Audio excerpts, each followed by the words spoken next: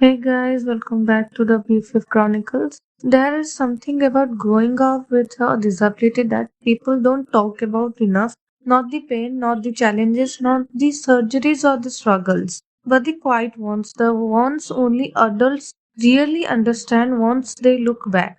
Like the fact that my family held me together long before I understood what strength even meant.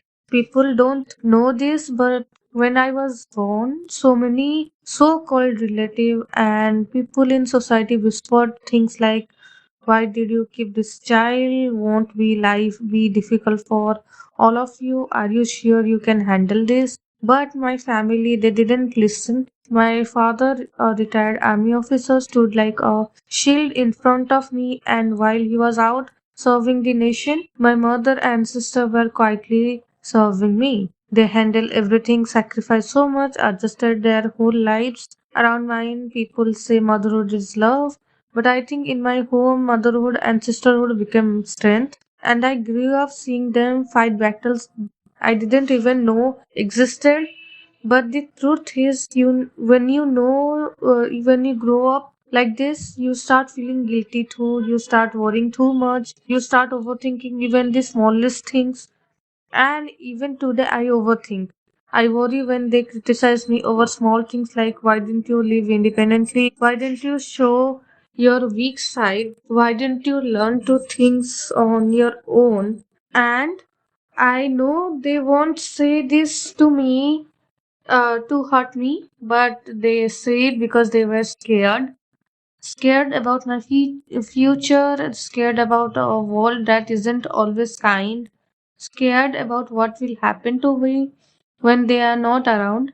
Some days those words feel heavy in my heart, not because they don't love me, because they love me too much. All in this all in this, I learned to hide my pain. I learned to smile even when I was breaking inside. I learned to wake up every day and pretend that nothing is bothering me because somewhere inside me I didn't want become a burden. And yet, despite everything, despite the fear, despite the pressure, despite my memory being 50-50, despite my slow learning, despite the days I felt like zero, somehow I still stood back up. And the people who lifted me the most were my parents, my sister, my teachers, and the one woman who changed my entire life, my Masi. She isn't here with us physically anymore, but she is in my heart every single day. She loved me, she believed me, and held my hand when I was at my absolute worst. She sat with me when I couldn't study. She encouraged me when my marks were low. She looked at me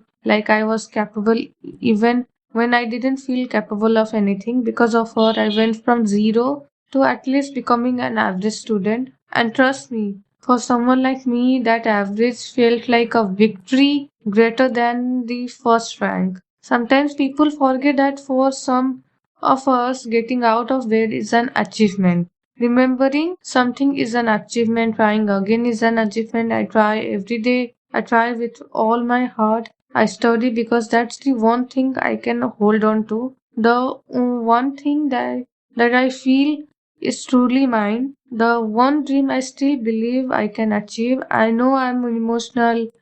I know I am overthink. I know I worry too much, but I also know this that I am still here. I'm still trying. I'm still learning how to breathe, how to live, how to carry my story with courage. And if you're listening to this today and you feel like your life is too heavy, or you like owe to everyone's strength, or you are pretending to be okay. I hope you know this. You are not weak. You are not behind. You are not failing. You are just simply human. And being human is messy, but it is also brave. So here I am. Not perfect, not strong all the time, not sorted, not fearless. Just someone who wakes up every single day and tries again. And maybe that itself is enough. I know it's something I feel that most adults relate to this, and I'm just crumbling. And I'm sorry if I said um, wrong in this episode, but I love you.